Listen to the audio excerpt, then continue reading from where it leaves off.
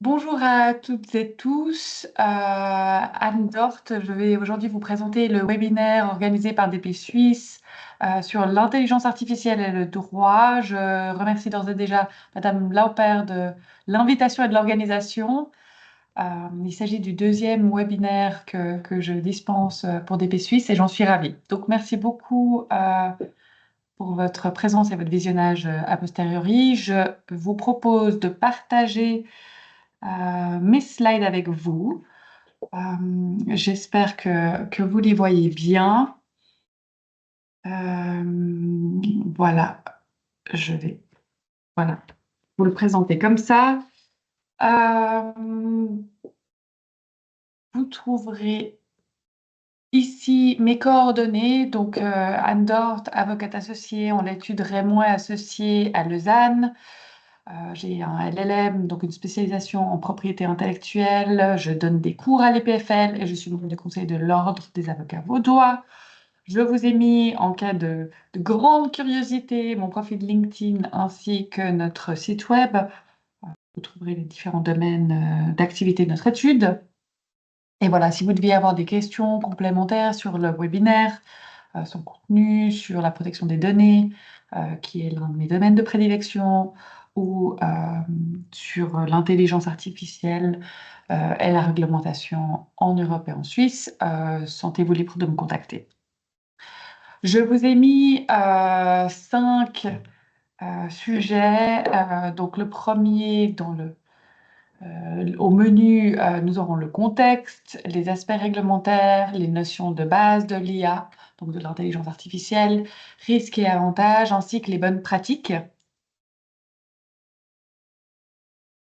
Pour le contexte, vous aurez certainement remarqué dans la presse que celle-ci se fait écho presque quotidiennement, je dirais, de l'intelligence artificielle, des développements importants qui ont été observés je dirais, ces peut-être 3 dernières années. Donc, on a découvert avec peut-être joie ChatGPT ces dernières années. De plus en plus de personnes l'utilisent, en font notamment partie d'ailleurs les études d'avocats. Euh, on a Copilot, on a différents outils qui sont mis en place, qui sont proposés, j'imagine que dans vos domaines d'activité respectifs également. On voit une transformation du monde du travail. Euh, on reçoit des emails concernant Facebook ou Instagram qui utiliseront les données des utilisateurs pour entraîner l'IA du groupe. Alors, ce qui a été annoncé, c'est que ça ne porterait pas sur les messages privés, mais toutes les données, je dirais, d'inscription comptent. Euh, il y a des statistiques qui sont faites sur les emplois qui seront les plus touchés. D'ailleurs, tout ce qui est administratif et juridique, euh, tous ces domaines-là sont ceux qui sont le plus visés. On en parle beaucoup en lien avec la médecine également, les diagnostics qui sont posés, qui sont faits par l'intelligence artificielle, les pronostics sur le développement, par exemple, d'un éventuel cancer, les risques de cancer, par exemple. Euh, on a Microsoft qui fait des investissements importants pour tout ce qui est cloud et IA en Suisse, euh, et c'est en lien notamment avec la protection des données, la sécurité des données. Euh, on a également des sujets sur l'émission l'émission d'énergie euh, générée par l'IA. Euh, voilà, ce sont quand même des outils extrêmement gourmands en énergie. Et puis, on fait des statistiques sur combien une recherche via ChatGPT nécessite euh, d'énergie. Donc voilà, vraiment, c'est un sujet, je dirais, bouillant. On a beaucoup parlé lors de l'entrée en vigueur du RGPD en 2018. On a parlé de la LPD avant son entrée en vigueur en 2023. Et puis maintenant, le sujet phare dans, je dirais, ce microcosme, eh bien, on a l'IA qui la prend de l'ampleur quotidiennement. Le but de ce webinaire est de faire un point sur les aspects réglementaires notamment, parce que comme l'IA entre de plus en plus dans nos vies, eh bien, il faut que les, les législateurs se saisissent de la problématique, que des lois, des règlements, des directives soient adoptées pour pouvoir réglementer ce nouveau développement. Euh, donc, précurseur, l'EU a adopté un règlement, le règlement de 2024-1689 sur l'intelligence artificielle. On en a beaucoup parlé comme l'IA Act en anglais, soit le règlement sur l'IA. Je vous ai mis un lien dans le slide afin que vous puissiez le consulter. Je vous donnerai deux, trois informations supplémentaires dans le slide suivant.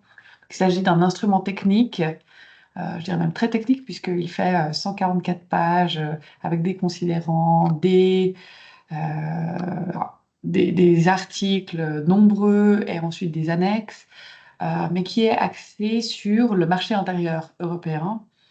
Il est entré en vigueur le 1er août 2024.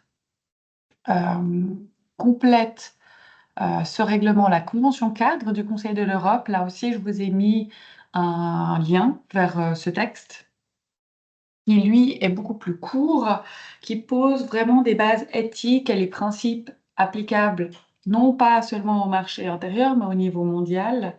Donc, elle a été adoptée par le Conseil de l'Europe et elle est ouverte à la signature par d'autres États depuis le 5 septembre 2024. Ces deux textes sont réglementaires et ils sont complétés par des lignes directrices qui sont adoptées par la Commission européenne. L'une sur la définition des systèmes d'IA. Donc, comment est-ce que on définit un système d'IA? Quels sont les critères? Euh, ces lignes directrices ont été adoptées le 6 février 2025 et presque concomitamment, puisque c'était 2 jours plus tôt, il y a les lignes directrices sur les pratiques interdites en matière d'IA qui a été adoptée. Là aussi, je vous ai mis un lien vers ce texte qui aide les praticiens à appliquer en fait le règlement. Un autre document que je trouve intéressant, c'est le plan coordonné sur l'IA, qui est, enfin, dans le but est de faire progresser l'alignement stratégique, l'action politique et l'accélération des investissements.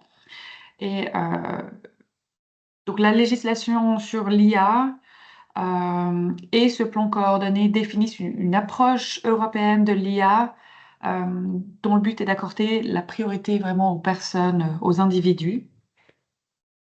Leur but est de garantir que les progrès de l'IA promouvront la confiance, la sécurité et les droits fondamentaux tout en favorisant l'excellence en matière d'innovation.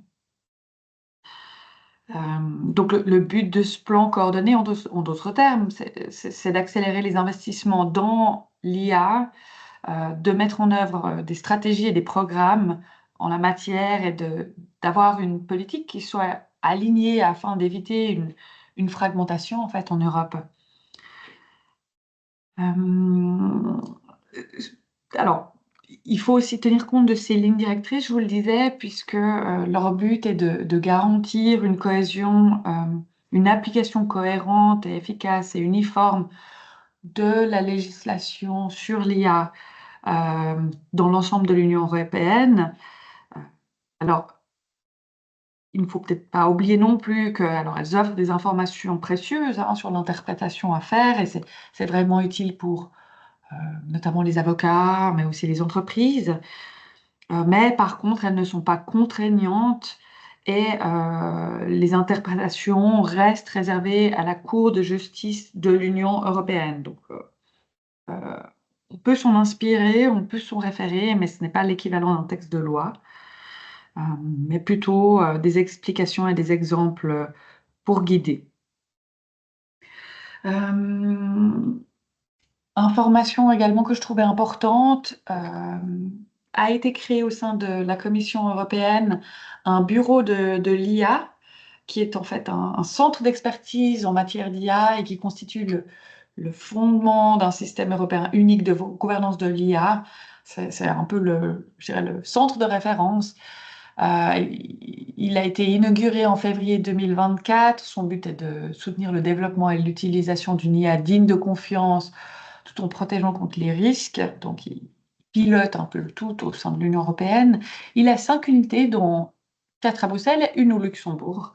Je me suis permise de vous mettre le lien euh, vers la page de ce bureau euh, parce que je trouvais cette entité intéressante, vu qu'elle joue un rôle clé dans l'application et la mise en œuvre de la législation sur l'IA en collaboration avec les États membres.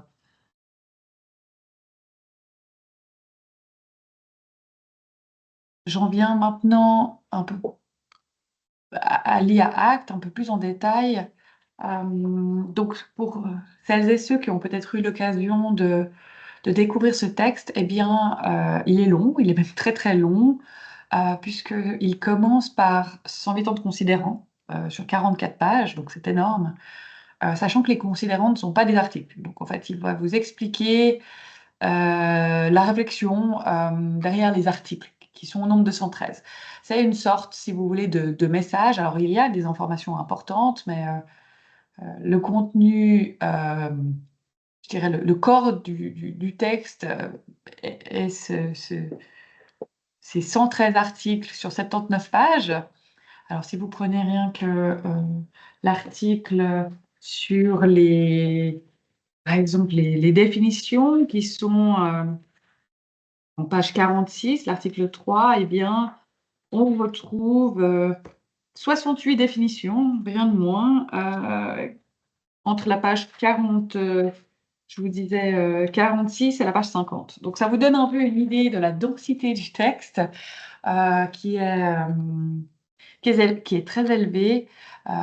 Et puis, on a ce texte, donc ces 113 articles qui sont découpés ou répartis en 13 chapitres principaux, chacun avec une série d'articles. Le premier sur les dispositions générales, ensuite les pratiques interdites en matière d'IA, le troisième porte sur le système d'IA à haut risque, le quatrième sur les obligations de transparence pour les fournisseurs et les déployeurs de certains systèmes d'IA, le cinquième sur les modèles d'IA à usage général, le sixième sur les mesures de soutien à l'innovation, le septième sur la gouvernance, ensuite le huitième sur la base de données de l'UE sur les systèmes d'IA à haut risque, le neuvième sur le suivi post-commercialisation, partage d'informations et surveillance du marché, le dixième sur les codes de conduite et lignes directrices, onzième délégation de pouvoir et procédures de comité, le douzième sur les sanctions, et le 13e sur les dispositions finales, notamment l'article 113 qui vous indique quand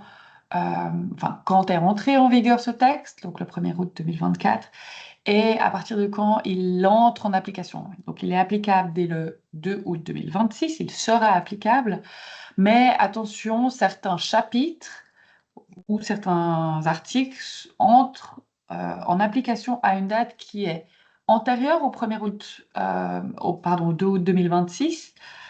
Donc certains, ce sera le 2 août de cette année.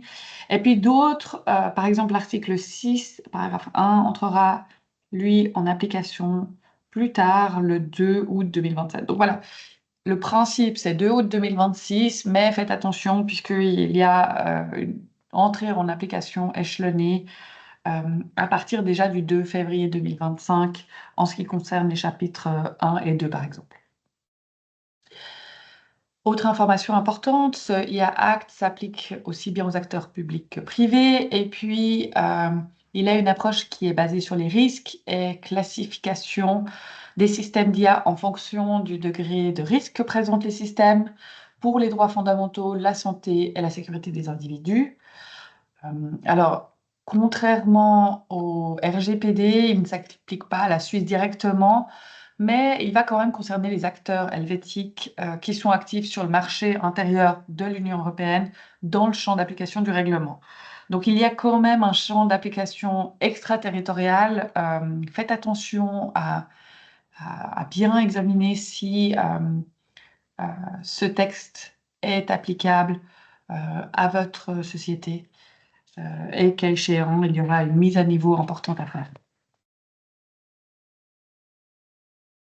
En Suisse, alors ça c'est quelque chose qui va nous intéresser, évidemment vu que vous êtes, j'imagine, employé ou administrateur de société suisse, eh bien, sachez que pour l'instant, il n'y a pas encore de législation unique et spécifique suisse sur l'IA.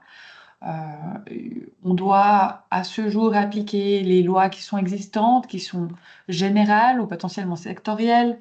Euh, il y a différents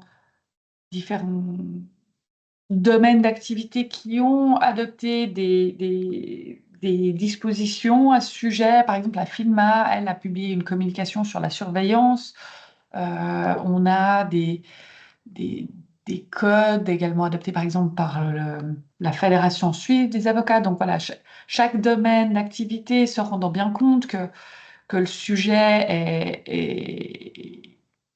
est bouillant, est vraiment important, eh bien, s'organise en attendant que le Parlement fédéral adopte un texte de loi qui soit sur mesure. Euh, il faut savoir également que le fait que l'IA soit, euh, je dirais, traitée en parallèle de la protection des données ne signifie pas que la LPD ne s'applique pas. Au contraire, le préposé l'a rappelé, le préposé fédéral.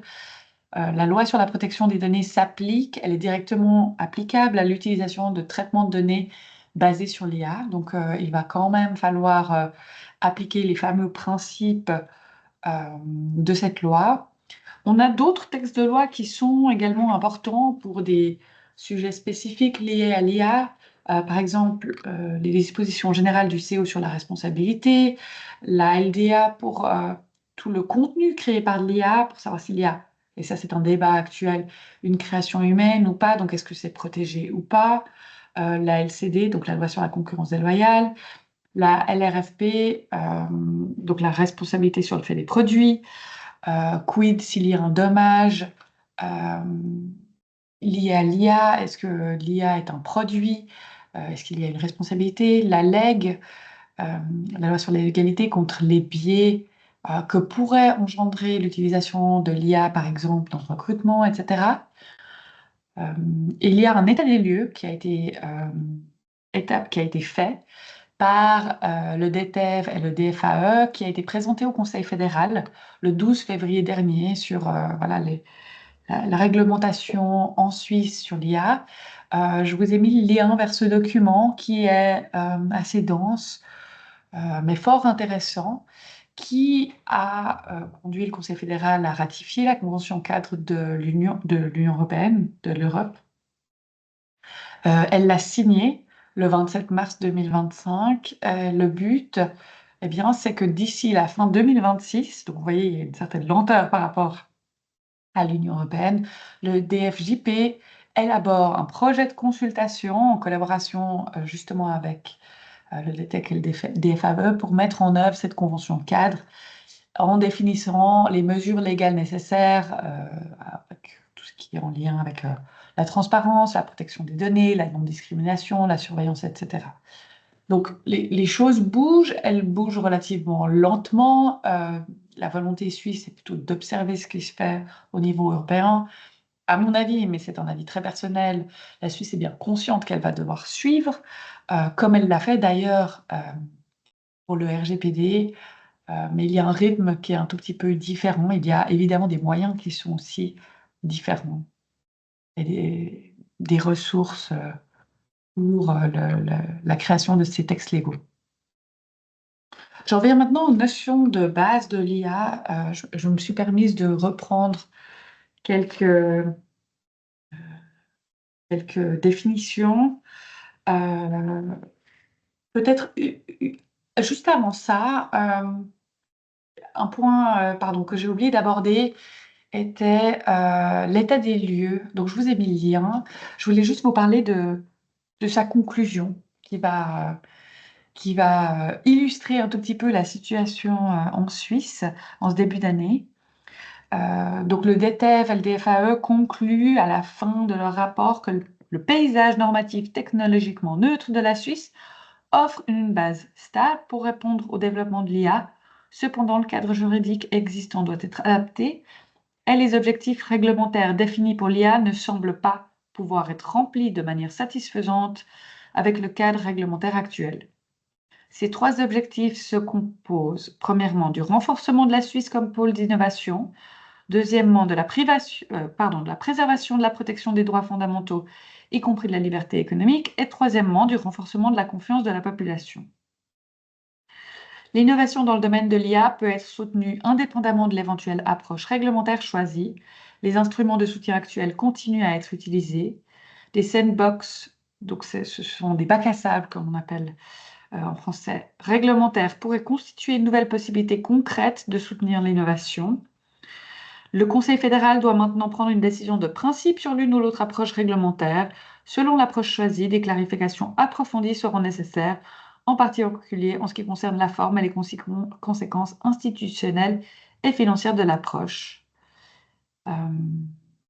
Par exemple, les deux dernières approches réglementaires nécessiteront des adaptations qui peuvent être ancrées dans les lois existantes ou fondues dans une nouvelle loi. Indépendamment de cela, il conviendra de procéder à des clarifications approfondies sur les conséquences d'une adaptation ou non-adaptation de l'ARMCHUE, qui est donc un accord, un traité bilatéral, car cet accord est d'une importance capitale pour l'économie suisse. Le calendrier pour ces clarifications reste à définir. Donc voilà pour ce qui en est de l'état des lieux. Maintenant, passons aux définitions.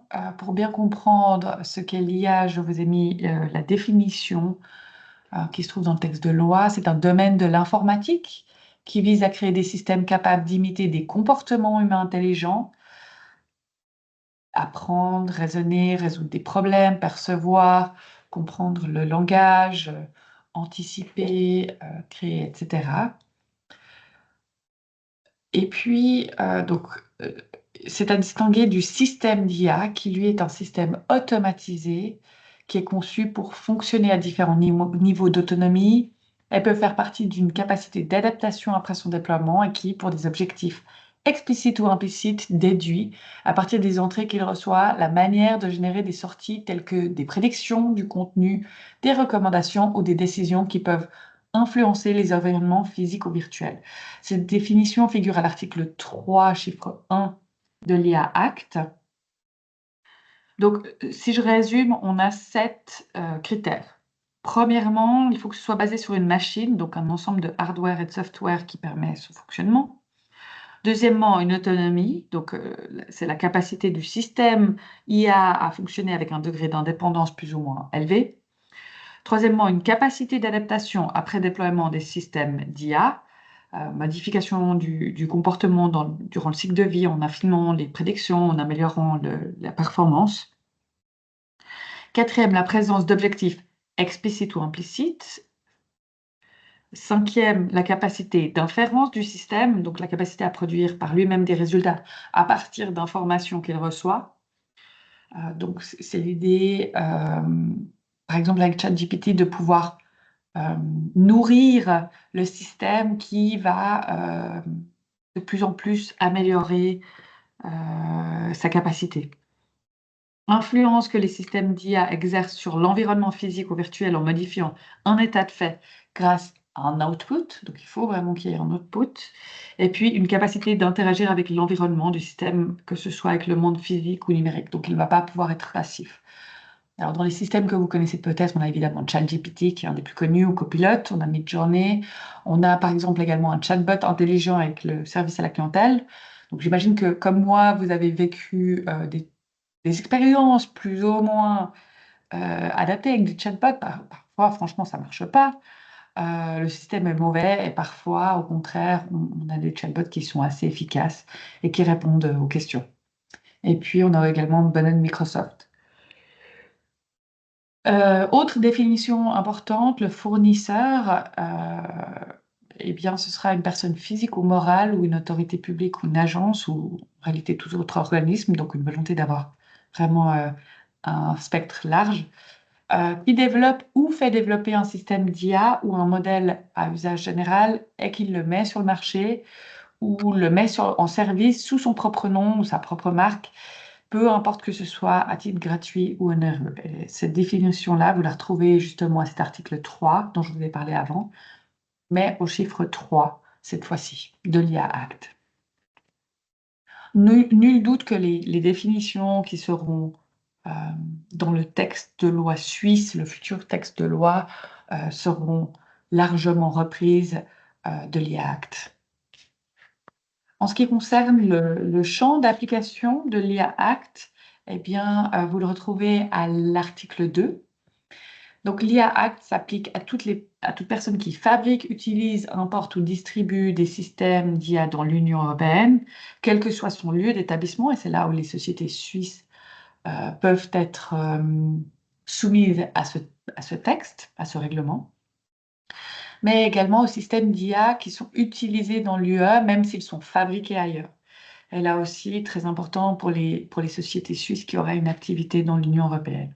Par contre, il ne s'applique pas, ça c'est important de savoir si on tombe dans cette exclusion ou pas, ou dans l'une d'elles, eh bien, au système d'IA utilisé à des fins militaires, de défense ou de sécurité nationale, euh, ceux qui sont utilisés par des autorités publiques étrangères ou des organisations internationales à des fins d'application de la loi et de coopération judiciaire, si c'est dans le but de protéger les droits des personnes, aux systèmes d'IA utilisés à des fins de recherche et de développement scientifique, aux systèmes qui ne sont pas encore sur le marché, aux personnes qui utilisent les systèmes d'IA pour des activités personnelles et non professionnelles, aux systèmes d'IA diffusés sous licence libre et gratuite, sauf s'ils présentent un risque élevé ou s'ils relèvent de certains articles. Autre article que je trouve fort intéressant, c'est l'article 5 de l'IA Act, puisqu'il précise quelles sont les pratiques interdites en matière d'IA. Comme je vous l'ai dit avant, il y a des directives qui ont été publiées, qui vous permettent d'approfondir cet article 5 pour vous aider à définir ce qu'est ou non une pratique interdite. Je vous ai mis ici quelques exemples, 4 de pratiques interdites, notamment les techniques manipulatrices ou trompeuses pour altérer le comportement, pour convaincre de prendre une décision qui ne serait pas prise autrement et qui est susceptible de causer un préjudice important, donc tout ça est cumulatif, ou alors un système d'IA qui exploite les vulnérabilités. Alors, sont des vulnérabilités, par exemple, l'âge, grand âge, ou alors au contraire le jeune âge, l'handicap, la situation sociale, des difficultés financières, etc., pour altérer le comportement et qui est susceptible de causer un préjudice important. Ou alors un système d'IA qui permet d'évaluer ou de prédire le risque qu'une personne physique commette une infraction pénale, mais uniquement sur profilage ou évaluation de traits de la personnalité, ou encore le système d'IA utilisé pour inférer les émotions d'une personne sur le lieu de travail et dans les établissements d'enseignement. Là, on voit une claire volonté du législateur de protéger ces groupes de personnes. On a également les systèmes d'IA à haut risque qui sont définis aux articles 6 et 7 de l'IA Act. Donc le système sera considéré à haut risque s'il est utilisé comme composant de sécurité d'un produit ou s'il s'agit d'un produit lui-même qui est couvert par la législation européenne de l'annexe 1 à l'IA Act. Donc vous le trouvez à la fin de ce texte. Ou s'il est énuméré dans l'annexe 3, sauf s'il ne présente pas de risque significatif pour la santé, la sécurité ou les droits des personnes. Dans l'hypothèse où le fournisseur estime que son système ne présente pas de risque élevé, eh bien, il va devoir documenter son analyse, son évaluation avant de le vendre et de l'utiliser. Donc, on parle de accountability. On doit pouvoir expliquer en cas de contrôle la réflexion qui a été faite et qui appuie la conclusion d'absence de risque élevé. On retrouve ce même procédé d'accountability, ce même principe dans le RGPD par exemple. Alors vous me direz, bon, très bien, on a un développement extrêmement rapide en ce qui concerne les outils d'IA. On a des textes de loi qui arrivent, je dirais toujours un petit peu en décalé. Mais quels sont finalement les risques et les avantages à développer de tels systèmes ou à en utiliser, hein, parce que ce sont des véritables outils du quotidien. Euh, on voit que, par exemple, bon nombre d'employés s'inspirent de contenu ChatGPT pour rédiger des courriers ou des gens à titre privé. Certains, j'ai entendu, consultent même ChatGPT presque comme un psychologue. Alors, on me dirait peut-être à risque, mais voilà. Quels sont un peu les risques et avantages? J'ai essayé de vous les résumer dans 2 slides. Alors, je commencerai d'abord par les risques, peut-être par des formations professionnelles. Eh bien, le premier risque que j'identifie, c'est que la qualité des données soit finalement insuffisante et qu'il n'y ait pas de vérification du résultat qui est repris tel quel, finalement. Donc, vous vous retrouverez avec je dirais, un terreau qui est peu qualitatif. Un des grands risques également de l'IA, c'est que elle vous crée des biais algorithmiques. Euh, euh, donc, elle va reproduire et amplifier des biais qui sont déjà présents dans les données avec lesquelles elle est entraînée et qui finalement conduit à des décisions qui sont discriminatoires dans certains domaines. Et certains sont plus problématiques que d'autres, hein, mais par exemple le recrutement, l'octroi de crédit, euh, l'octroi de logement, etc. Donc, finalement, il y a un impact sociétal qui serait très important. Ce serait également le cas dans la gestion du personnel, par exemple des décisions de coupe dans les budgets qui conduiraient à des licenciements. Donc, on va analyser euh, les performances des employés sans prendre forcément les bons critères ou tous les critères.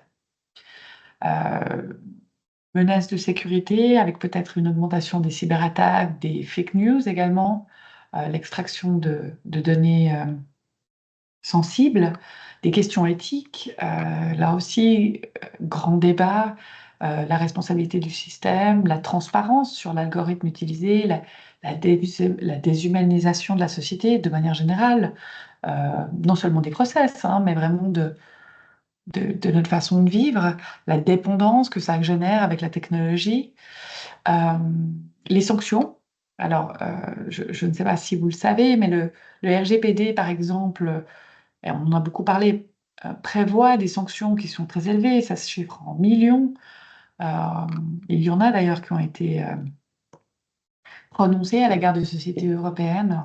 À ma connaissance, jusqu'à présent, pas en Suisse, contre des sociétés suisses, mais ça nous prend au nez. Eh bien, le même système est prévu par ce règlement européen, avec des amendes allant jusqu'à 35 millions d'euros ou 7% du chiffre d'affaires annuel d'une entreprise. Et ce sera le montant le plus élevé qui sera retenu entre les deux. Donc là aussi, gros risque pour des sociétés, je pense au GAFA par exemple.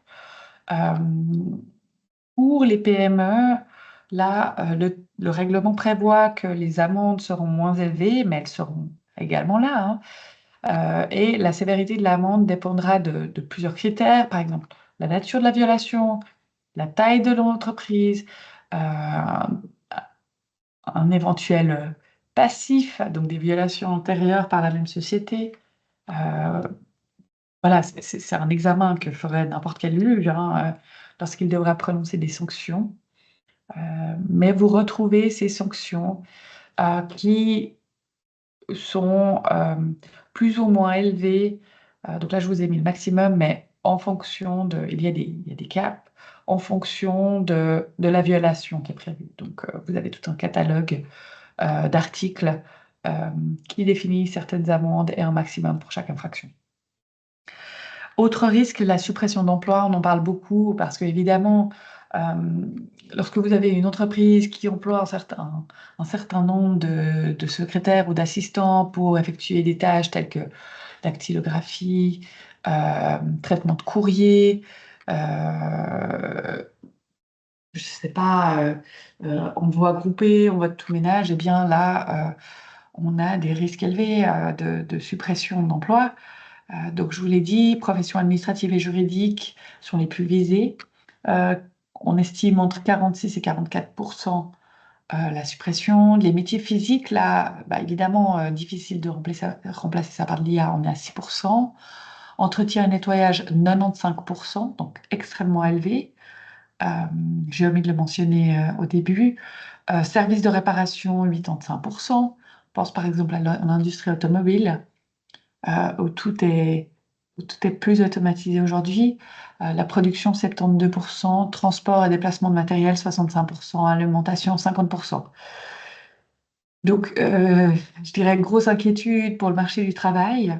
Et puis, évidemment, la durabilité avec le développement donc de l'IA et un usage qui nécessite une grosse consommation d'énergie, donc un développement et un usage énergivore.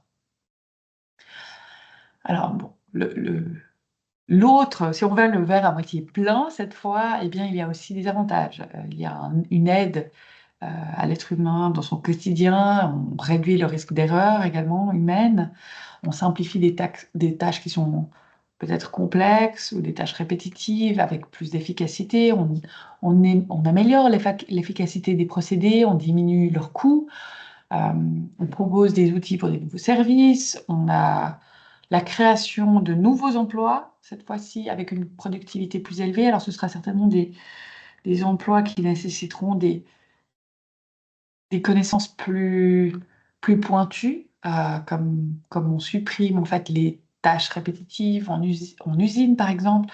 Ça veut dire qu'on va euh, rechercher des profils plus formés, information en temps réel sur les données, analyse, exploitation de celles-ci. Donc, euh, vous avez par exemple, je sais pas, des contenus, des pièces bancaires à analyser. Si un être humain doit les analyser, ça prendra énormément de temps. Et puis si vous passez ça dans l'IA, eh bien vous avez euh, une réponse en quelques minutes. Donc finalement, imaginez une étude d'avocat qui doit analyser 15 classeurs de pièces bancaires, eh bien le gain financier qui est extrêmement important pour le client. Optimisation des campagnes marketing et affichage ciblé. Alors on peut être pour ou contre, hein, mais dans une société capitaliste avec un taux de consommation élevé, eh bien ça intéresse évidemment les sociétés. Amélioration du service client avec les chatbots, l'assistance virtuelle, etc. Euh, la capacité à générer des textes, des images, donc n'importe quel contenu, des traitements de texte. Nombreux sont ceux qui passent leur projet de courrier ou je sais pas, de thèse, par exemple, de doctorat dans l'IA pour qu'il y ait une vérification de l'orthographe.